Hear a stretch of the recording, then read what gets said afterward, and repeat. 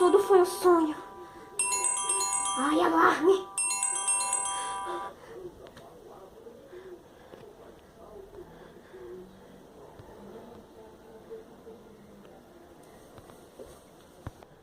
Nossa, só de pensar que aquilo tudo foi só um pesadelo. Ai, agora eu tô livre e agora eu posso resgatar a natureza.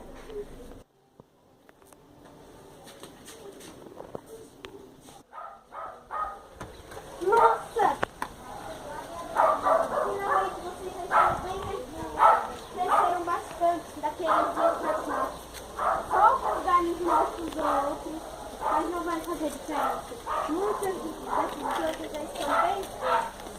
Ai, que legal. Vou voltar daqui a pouco. Eu vou pegar um baldinho para aguá-las.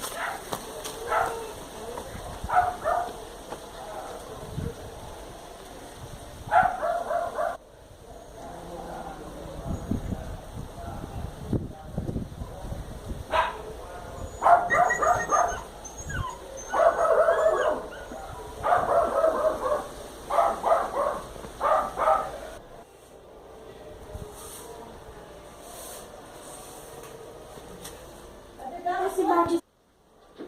Acho que esse balde serve para pegar essa água, mas eu não alcanço.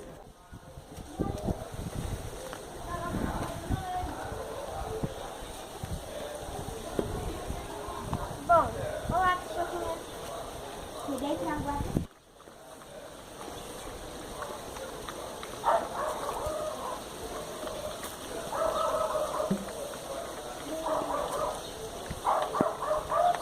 Acho que faltou, mas amanhã eu venho e aguo mais vocês.